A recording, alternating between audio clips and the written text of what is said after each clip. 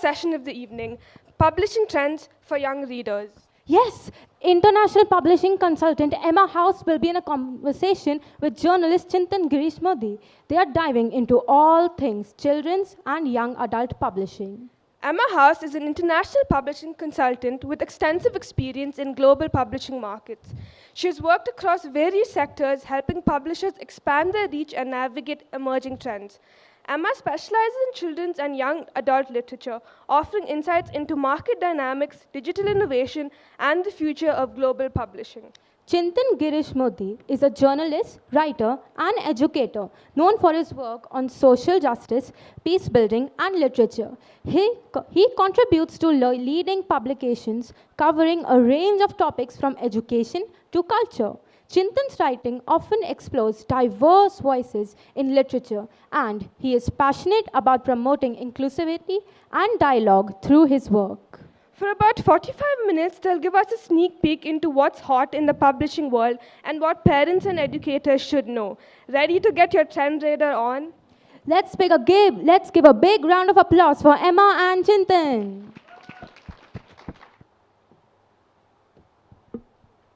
I think that's the best introduction I've ever had, so thank you, ladies.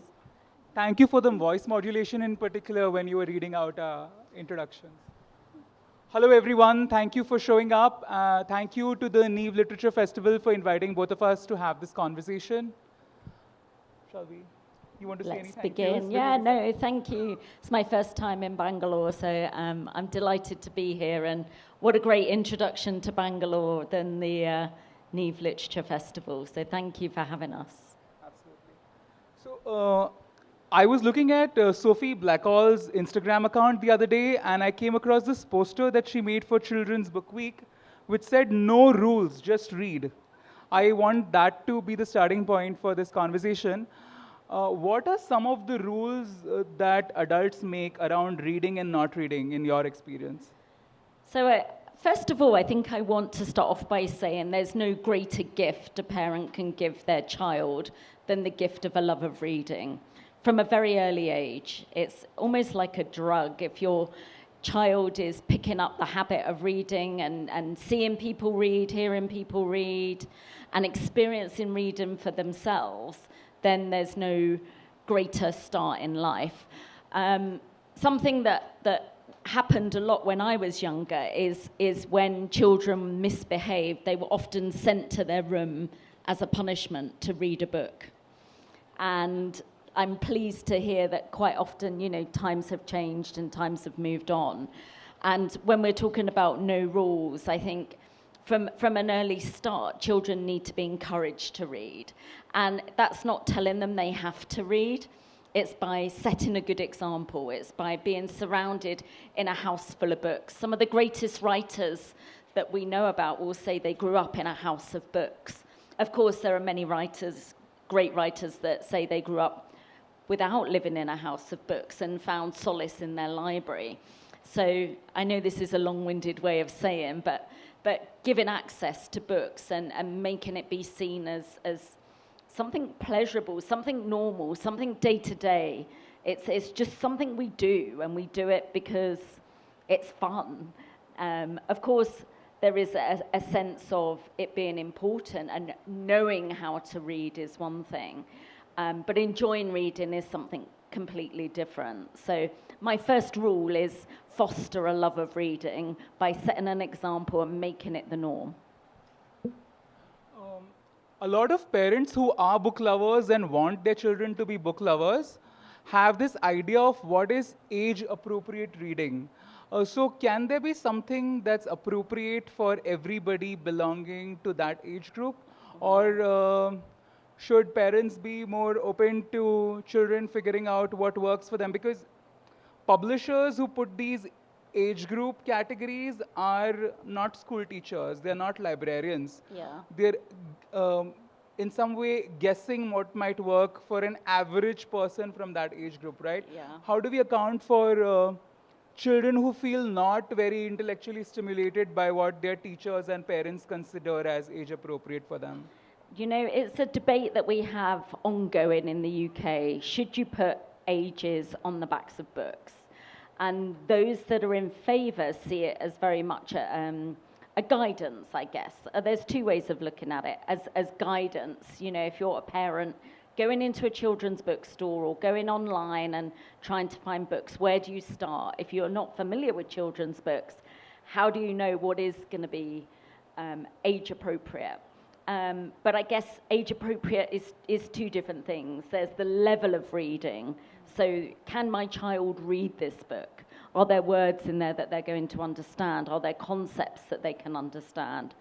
But I think there are those out there that think about age appropriateness from the content side of the book as well. And I think if you do put ages on books, I think it's very off-putting for children. You know, every child's individual. Everyone is different. Everyone's had a different upbringing. Everyone's learnt to read differently. And kids are at different stages in their reading journey. No, children aren't always at the same stage in either their ability to read, their ability to decipher the concepts and synthesize what they're reading, and also the subject interest level as well. You know, every kid's different. And I think if you've got a 10-year-old child who's given a book that's saying for 5 to 7-year-olds, because maybe that does suit their reading ability, then that can be immediately off-putting for them. So personally, I'm against having age appropriateness on books. I think professionals need to understand what's age appropriate for the kids that they're recommending books to and giving the books to, but that comes from a knowledge of the child themselves and an individual insight into the child. I mean, how do you feel that plays out here in India? When I was a school teacher in Mumbai, I found that some children said, "This is so dumb. Why am I being asked to read this? I know all this. Yeah. This is for babies." That's what the Yeah. children said. So they thought they were not being challenged suitably by the teachers. They felt that, you know, being in classroom was a punishment because they could go to the library and pick up something that was more suitable for them. Yeah. At the same time, I feel like there might be some merit to having guidelines about what is appropriate for a certain age, because sometimes if a child is given a book that is too advanced for them, they may be put off for, they might find it off-putting. They might want to have an adult who can help them find a book that would excite their interest. So Yeah. I think it works both ways. Yeah, I think we also have to trust publishers a little bit as well. So there may be difficult concepts that publishers want to explain through the books that they're publishing and the writers that are writing for that age group. And I think there are some very complex subjects that are explained in picture books, like grief, for example. You know, different feelings, different values. And these can be really complex subjects, but I think they can be explained in a way that's age appropriate to the audience. So I think we have to trust writers and publishers. I hear you. Speaking of difficult subjects, we had a book called Talking of Muskan in India, which is a YA book that looks at a suicide attempt, but we never get to hear the story from the person who initiates the suicide attempt. We hear the story from the perspective of other children at school. Now, I was actually quite surprised that the book was published in India. I'm glad it was, but if a book like that was in a library, what are the ways or if a parent wanted to bring it home? Often it's not just about the book, right? It's about feeling able to have a conversation about the book or not. Absolutely. Sometimes I find that parents tell me, you know, I wish a teacher would just deal with the subject because I don't know how to do it. Yes, absolutely. And that's a difficult one, I think, and it goes back to these difficult concepts being explained in an age-appropriate way. I mean, one thing I think reading does is help you see perspectives that may not be your own, or to understand complex subjects from other people's perspectives. And maybe that's what this book was intending to do, was to encourage seeing something from someone else's perspective that may not be your own.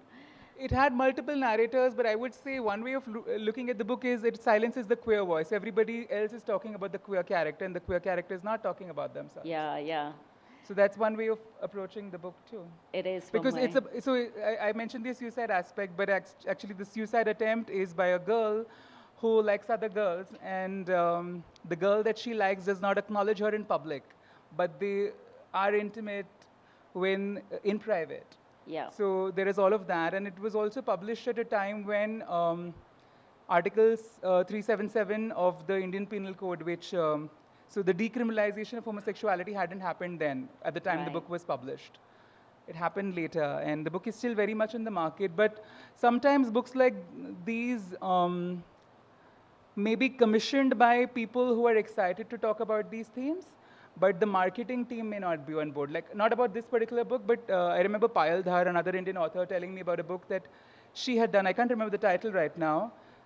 She said that the publishers were very accepting and encouraging, but the team looking at marketing and distribution was very uncomfortable talking about a book with a queer kid. So Yeah, that's where that's censorship a challenge that publishers face all the time, I think, and it can range from anything from the kids' books, YA books, to celebrity books. You may be asked to work on a book by a celebrity that you don't believe in their values, you don't want to tell their story.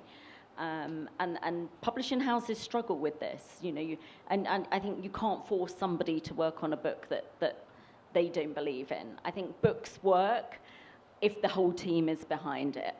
And so I think that's where an insight into publishing is these commissioning meetings that happen when a publisher decides whether or not to take on a book, is that everybody has a voice.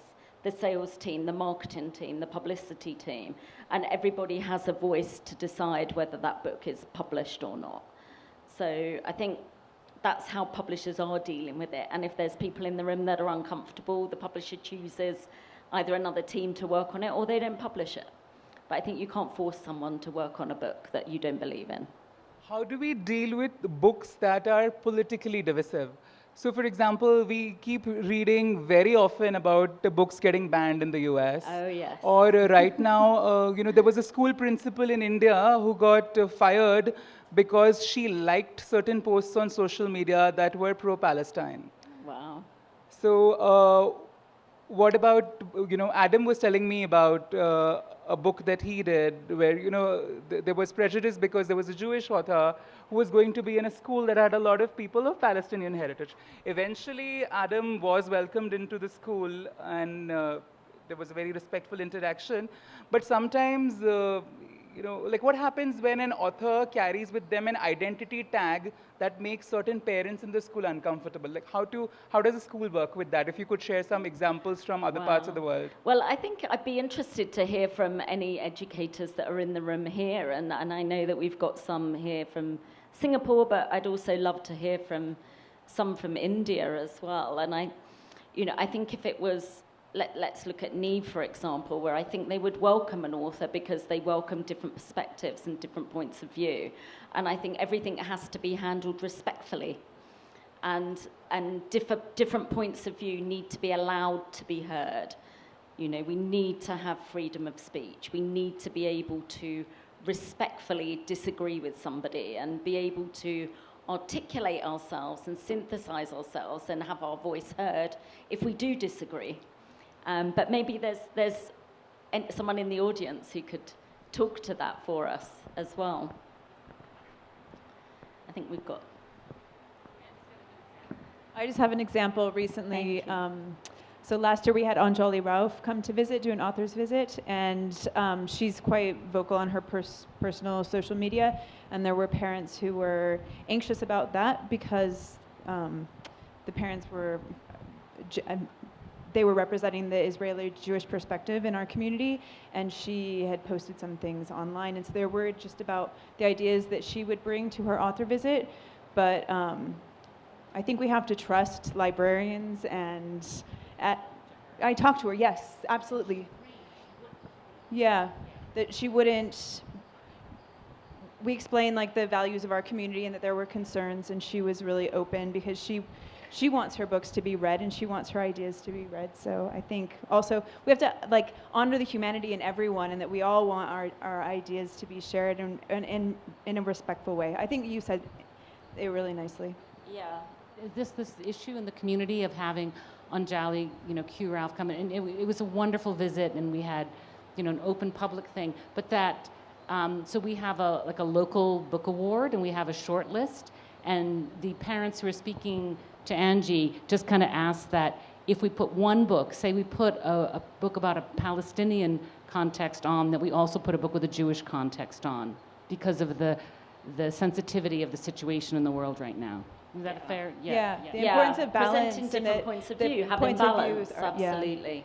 Absolutely. Speaking of empathy and respect, I think maybe we should also try to. This is something that we could, hear from parents on. What is it that makes you worried about a certain kind of book? Because I don't want to assume that parents are necessarily being authoritarian when they say that they don't want their child to read a book. What might be some of the reasons that, what are some of the things that parents consider threatening? What do they want to protect their children from? That might be worth hearing about in this conversation, since we don't have parents on the panel. Maybe if someone there could share their insights on this. Please just raise your hand and we'll have volunteers come bring a mic to you. Or authors who are parents as well, feel free to. Hi. One thing that would worry me is if a particular book is swinging a young reader ideologically one way or the other. These are impressionable minds. While I would like to give them the benefit of doubt, the benefit of intellect, it's unclear to me if they're exposed to a certain material presented in a convincing way. Do they swing far right or far left? Either which way. It's too early for them to make such calls. Thank you for sharing that. I hope that encourages other parents to speak up. Thank you.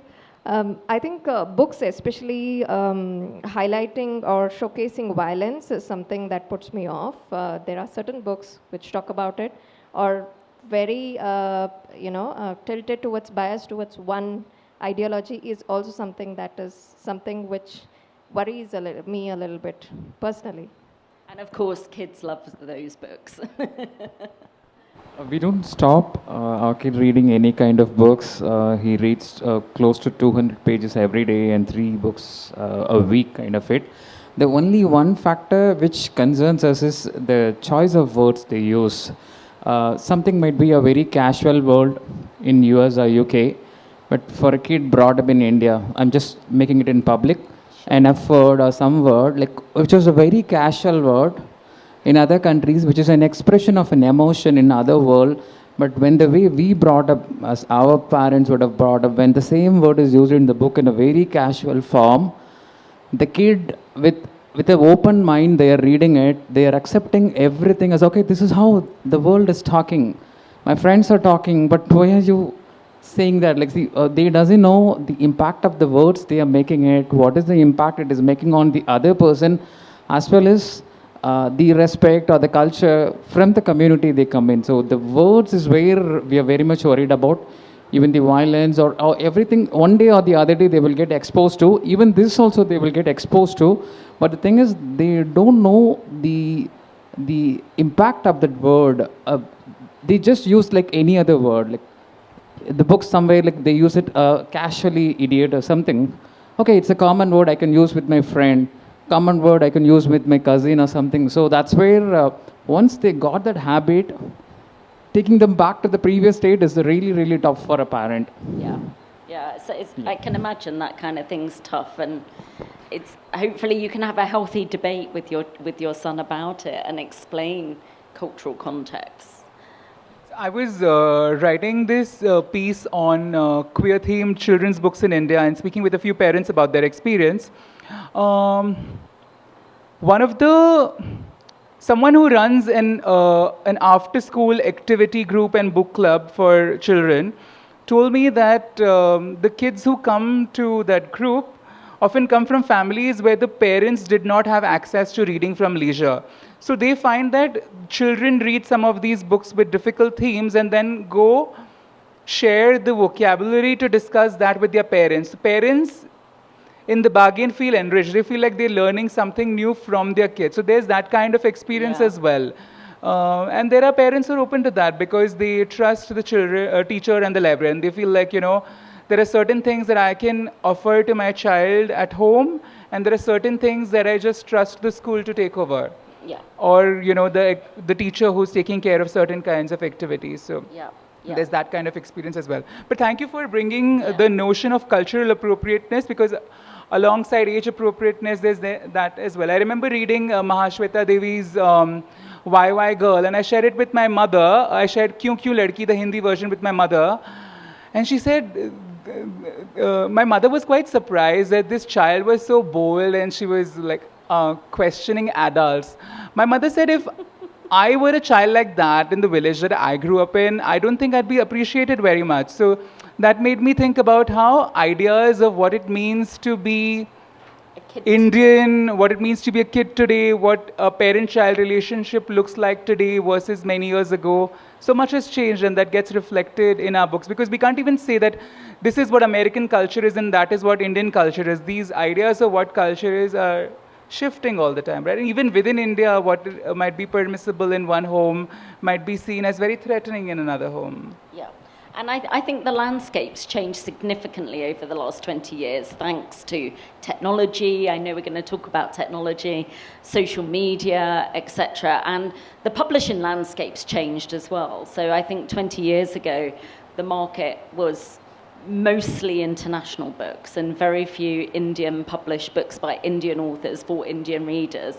And whereas now we go to the bookshop and there's a lot more Indian published books by Indian authors. Of course, the international bestsellers are still there, but I think the landscape's changed, and I think literature is designed there to be challenging. It's designed to make people think. It's designed to satisfy curiosity. It's designed to encourage curiosity as well and get people to ask questions, and kids will challenge their parents. Kids have always challenged their parents, but maybe now it's done in a different way and on different themes and different subjects, reflecting the world we now live in. I think the children's books can also soften some of the issues that we consider really hard to talk about. For example, Mukund and Riaz by Nina Sabnani, which Tulika has published. I find that a great book. When I used to do workshops around peace between India and Pakistan, I used that book a lot. And what I found is that many children in Indian classrooms have grandparents who experience the partition in some way. So when they read that book, it's not just about discussing the characters in the story, one who stayed back in Pakistan and the other who came to India. It's also a way for children in class to talk about their grandparents' parents' experience of forced migration, of making a new home from scratch in another country. Often there is no space to talk about that part of the identity in the Indian classroom, because we also see Pakistan as enemy country. But for these children, it's also their grandparents' village, which they will never be able to visit. Yeah. So I think children's books also allow us to venture very gently into places that we usually think of as forbidding. Yeah, and never talk about. But thanks to the children's books, there can now be, it opens up the conversation, as you say, and can explain those situations where perhaps others don't have the vocabulary or the experience to talk to necessarily. Then there's, I don't know if Mamta Naini is here, but her book I and I is about, is told from the perspective of a child whose mother is going through chemotherapy. Okay. Now, there are children in schools that have that experience of parents dealing with a severe physical condition or mental health issue, but they don't really know how to talk about that. They feel alone in that, because often adults at home don't discuss it. But when there's a book like that, there's something to go to. Yeah, there's something to read and understand, and something to spark the debate and give children the vocabulary that they might need to be able to talk about it as well. You mentioned technology, Emma, since you work a lot with AI and consulting. What are the kinds of insecurities that parents have around children using technology? Is there a sense that, if you started reading books on Kindle, you would not read print books? Like, what kind of stuff have you heard around this? Well, technology is such a wide subject, and I think it's never been a more exciting time for books, reading, publishing in general, not just children's books, but for adult books as well. And I think technology's done an amazing thing for many readers who've never been able to experience reading before. So now we have text-to-speech, we have audiobooks, we have ebooks where you can enlarge the print, we have augmented reality, we have physical audio as well. So there's lots of different ways now in which people can access books. And as I said, for those that were unable to access books for whatever reason, maybe it's a print disability, maybe it's dyslexia, maybe it's blindness or hearing problems, everyone can now access a book who wants to. So I think from that perspective, it's really exciting. I think the subject of augmented reality, that's been around for a long time. Kids have been using headsets to play games for a long time, but now you can use your phone and bring things to life. And I think that's really helping a lot of kids who may have trouble understanding concepts through the printed word, that are learning through much more visual manners. So I think technology in books is exciting. I think there is a concern around screen time.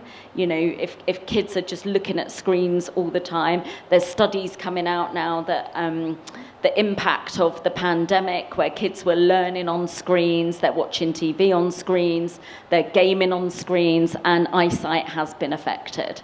So there's a study that's just come out in the UK that talks about how more people now are needing glasses and eyewear than ever before as a result of the pandemic. So I think screen time is a genuine concern, but that's where I think things like audiobooks can make a big difference, and who doesn't love a good story, right, being told to them and read to them. So I think technology is a good thing. I think where we're careful is, of course, social media, and kids are reading social media and they're picking up language on social media. They're picking up concepts on social media in ways that are not curated for their age appropriateness, perhaps, or their context. So that's where I think having books that, okay, may have complicated language or not culturally appropriate language, but I think social media is much worse because it's not curated at all. So I think that's where the concern is, and I think if you've got a device that you're allowing your kids to read books on, there is, of course, a danger they will go onto YouTube or go onto other forms of social media and not have that's not so much controlled. But there's ways of doing that now. So I think on the whole, technology is a good thing, and books using technology are good things. How can books help parents who want to talk to their children about topics like menstruation, keeping themselves safe from sexual abuse? Have you encountered children's books on these subjects that parents could use because they don't know how to venture into these areas? Yeah, it's difficult. It really is difficult. And I think there's now books available on every subject. And I think any parent that wants to really find suitable books for their kids on difficult subjects should be going and talking to the local bookseller or finding a specialist educator or librarian who can recommend those kind of books, because even now, looking in the bookshop here, the subjects that are covered are very broad and very wide, and there is a book for every subject, I think. I want to give a quick shout out to Aditi Gupta, who's written Menstrupedia. I think that's an excellent graphic novel that Indian parents should certainly look at if they're wondering how to have conversations about menstruation, not just with girls. Boys should also read books about menstruation, I think. Absolutely. Why not? It shouldn't be a mystery to them. Absolutely. It shouldn't be a mystery to them. Also, speaking of difficult topics, I'm finding that Indian publishers are actively engaging with topics like death, divorce, adoption in children's books. Um, Topics that are traditionally not considered comfortable to. I mean, even in today in families, if the grandparent has an illness, parents often don't tell children about it because they feel like They should be protected. They should be protected from that or knowledge. don't necessarily have the language. But when the pet or the grandparent dies, it's too sudden. They're not because there was no conversation about it, and suddenly they don't know what to do now. Yeah. So how can children's books come in as allies in this kind of situation? These are not new subjects, right? They're not new, They're but not new subjects. But I think as society is evolving and things are much more open. We're talking much more openly about these things. I mean, TV is addressing them all the time. So why shouldn't books, right? And I think as books have the ability, authors and publishers have the ability, it goes back to this careful curation, I think, about, thinking really carefully about how to talk to these subjects in a gentle way and an understanding way, and give kids the vocabulary to ask their parents questions and to spark a debate and a discussion. And I think if books like that are given to kids, then parents should read them as well. Maybe read them together or read them alone, but foster the discussion afterwards as well. Absolutely. I mean, shall we open it out to the audience? Yeah. If anyone has questions, comments, please feel free. Any of the subjects that we've addressed that... You don't need to be a parent to ask a question. I'm not a parent. Hi. Welcome to Bangalore. Thank you. I wanted to ask what you think about Book Talk, which is a reading subculture on TikTok. It's quite contentious. There's been a lot of discourse. On the one hand, it's pushing sales for certain books.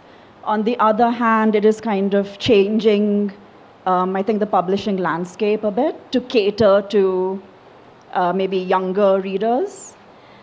So BookTok is huge in the UK, and it's selling a lot of books. It's bringing books to life that maybe were published 10 years ago that weren't a success then, and bringing it to life. I think it has seen a resurgence in publishing for teenagers, but I think what publishers have understood is that it's an authentic platform. You can't say, I've published this book, I'm now going to make it a success on BookTok. No, it doesn't work like that, because it's done through peer review, it's done through peers recommending it, it's not done through publishers forcing it down teenagers' throats on BookTok. So from my perspective, I think it's getting kids reading, it's getting kids talking about it, and I think as long as publishers and authors recognise the authenticity of it and keep it authentic. I mean, who knows where it's going to go in time? Maybe it's a fad that will pass away. We don't know. It came out of nowhere. It might go back into nowhere. But certainly, I think it's sparking a discussion around books and difficult topics. And, teenage years are problematic as they are. They're problematic enough. And so having this platform where you can have these discussions, I think, is a good thing. What do you Anybody else? No, let's just hear more of them. You've heard a lot from me. Hi, good evening. Thank you for the talk. I had a question. You have audiobooks, you have Kindles right here. Paper books. For kids, is there a preferred way that as parents we should be pushing them to follow one of these that would really, they would take most out of the book? I don't think you can push kids, and I think they're so individual. It depends how they interact with the book. I mean, I think young kids, they love to play with screens, they love listening to stories, they love turning pages, and so the young kids certainly can engage in all mediums. And then I think as kids get older, they'll choose for themselves. The kids are very individual. You know, how do the kids like reading? Do they like reading with the light off and therefore a screen might be good? Do they like falling asleep listening to a book, or do they just love curling up in a corner with a paper book? Certainly growing up for me, it was about having books on my bookshelf. You know, I was very proud of my bookshelf and, you know, proud to be able to go up and choose the book that I wanted my parents to read to, or to sit and read myself, and to go to a bookshop and buy a book for myself was an amazing experience. And I'd save all my pocket money to go to the bookshop and choose books for myself. So I think the kids will choose for themselves. I think it's about making it available to them and giving them the exposure and allowing them to choose for themselves. I think there's something to be said about directing children, but also something to be said about getting out of their way. It's difficult for adults to get out of the way of children, I think. I learned this while I was working with kids as a teacher. When we went on an outstation trip, and I decided to ask the students what they were reading. And that was quite revealing for me. Often teachers only tell children what to read. They don't ask them, what are you reading? What are your peers reading? I think there's something to be learnt from that. Also, I think it's worth noticing, does your child associate reading with joy, or is it seen as a punishment? Often parents have enjoyed certain classics and they thrust those down their children's throats. Children may be interested in a different kind of book. So can we negotiate that in some way, instead of saying that you must like the books that I liked? Thank you. It's true. I mean, you look at the best-selling children's books in the UK, and if you look at the top 10, 5 of them were the top 5 best-selling books in the UK 20 years ago. And that's down to a lack of confidence, I think. And people just going out and buying the books that they enjoyed as a kid and saying, well, I enjoyed it, I'm going to buy it for my kid. And not having the confidence to go into a bookshop and browse the new titles and talk to the booksellers and find out what other people are reading. So I think having confidence as a parent and an educator to explore and get to know new things and find out what's going to interest their kid. And I guess confidence also in terms of what is Indian writing. I think, I find that a lot of parents are not aware of independent publishing that's happening in the independent children's publishing in India. Because often these publishers may not have the kind of money that's required to prominently place a book in a major bookstore. So, you know, it's the indie bookshops that are doing the major promotional work for them, or Instagram and other social media channels, authors promoting their own books, or the children's book community, you know, championing each other. Could you say something about like what kind of book discovery platforms exist? I mean, of course, there's the Caldecott winner, and the Caldecott medal and the Newbery winner, but are there any online spaces that parents could look to? I mean, I might pass this out to the audience. I know we've got some children's publishers in the audience. Maybe we can throw it out. Do you think our lady from Tulika? That's Radhika. Radhika. We want to ask where parents can go to discover Indian independent published children's books. So prizes, obviously, you know, are there any online platforms? Parents who don't already know of Tulika, how do they find Tulika? Oh, okay. Yeah, like you said, festivals, awards, curated lists. We do feature in, you know, many of those. Yeah. And I think that helps. It is, discoverability is a big problem as more and more books are being published, and there's a lot. I mean, we went into the bookstore here and, you know, finding books was a problem. There's just so much. And, but yeah, and schools programs, I mean, you know, they are choosing a lot of books for various programs, and that's the way, I think, to find, because it's not there in the bookstores, impossible to... Yeah, it's not easy. It's not. It's not easy. We are online, and going down a rabbit hole on the internet. Yes, yes, yes. Sandhya, how do you, I want to bring Sandhya in as well. How do you deal with this perception that international books are about contemporary themes and Indian books are about the classics and the epics and the folk tales? That's the common perception among many parents and teachers who are not familiar with the children's publishing scene. How does one address that and not just mourn that? Like, how do we move from there? Well, I think we have to exist side by side because that's not ever going to go away. Mahabharatas and Ramayanas and Jataka tales and Panchatantra and Katha Sagar and all of that is not going to go away, and it shouldn't, because there is a wealth. I mean, it's just, it's a spiral, so there's no end to it. However, there is so much interesting work going on contemporaneously that it just requires curiosity, interest. And I think what happens in many families is that parents want their children to read. Very often parents themselves don't read. So I think there is that comes. And so because parents haven't been reading, they fall back on these, tried and trusted. Yeah, so there is that as well.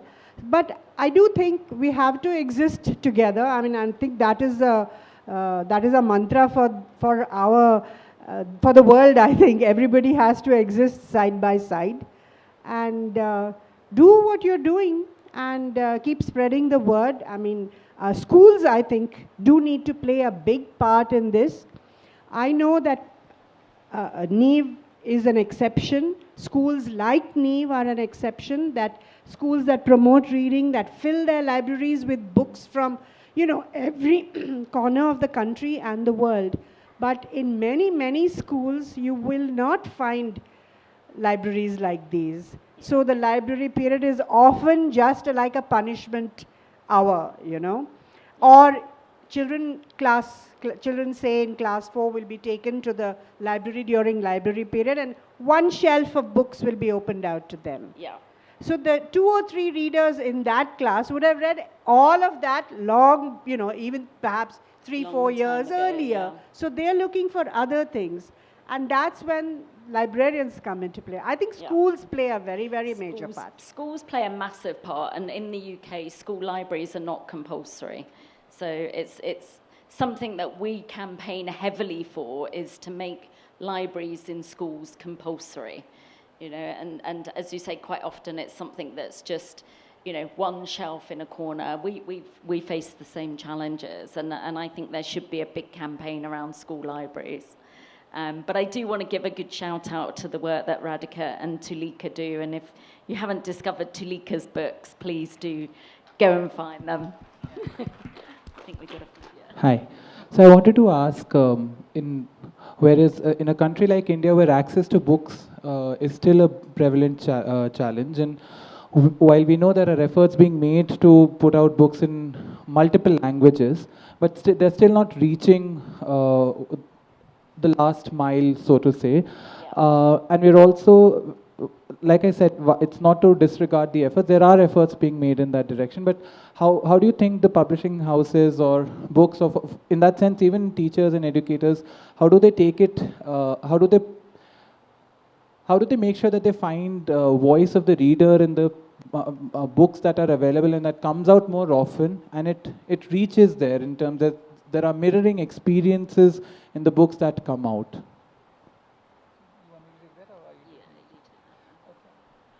Thank you for bringing that up. Privilege is definitely something we should look at, not only in publishing, but in everything that we do. We haven't had space at the festival to talk about the role of free community libraries, but that's definitely an area that a lot of people working in the publishing industry are concerned about and want to do something about. There is a network of, you might want to look up the free libraries network. These are spread out around the country. There are publishers who make their books available to these libraries at a discount, sometimes even free. Authors are willing to go and spend their time reading there or do visits without expecting any remuneration or honorarium. But these efforts seem like a drop in the ocean when we look at India's huge population. And it seems like we're not doing enough, but we have to keep doing more. And maybe when we buy a book, see how we can buy the same book for one of these libraries and donate it. Or, you know, make book buying an activity where it's not simply about, you know, me enjoying this book and building a huge collection. Can I think of ways of sharing that book with more readers who may not be able to buy books? Because books are not only for people who can buy, books are for everyone. And I think libraries, again, whether it's community or school, play a huge role in that, because one book is read maybe by 100 or 200 readers. If it sits in a house, often people can feel proud about the library and say, I own all this. But how are you even going to read it again? So I often like to just pass on my book, even if I've loved it. What's the point of holding on? I am not going to be around today, but may this library move from home to home to home and be read by many people. That's at least how I look at it. I think community activism is a huge way of taking that forward. I mean, even in the UK, we have many homes where there's children don't own books. We do have a program called World Book Day, where publishers will produce small books that retail for £1, but every school child in the country is given a book token worth £1, and they can exchange that book token for this £1 book. And the vouchers are distributed through the schools, and the books are sent to the schools, they're sent to libraries, and it means that every school child in the country has the opportunity once a year to buy a book. So that's something that we're very proud of. And we also have another scheme that's run by and funded by our Department for Health, whereby whenever a child is born, they get what we call a book start pack. And they're given a small pack of books. So it's done through the birthing system, through the hospital networks. So those are two programs that I think we're proud of that make sure kids at least have access to a couple of books to own for themselves. Before we conclude, I just wanted to say that one of the concerns that I hear from publishers again and again is around parents' reluctance to spend money on picture books. Publishers often hear from parents, oh, this book has such few words, why is it so expensively priced? So when we look at reading, can we look not only at the number of words, but also the fact that reading pictures is also a form of reading, and that engagement is to be valued. While I was working on this article, one author told me that she said to the parent, you know, if you're so concerned about the number of words, why don't you just subscribe to a newspaper? You'll get lots of words for very little money. So, of course, that was a frustrated publisher or author's response, but yeah, wanted to just mention that before we end. Thank you so much for inviting us. I love being in conversation with you, Emma. Thank you all. Thank you everyone from the audience who showed up and participated.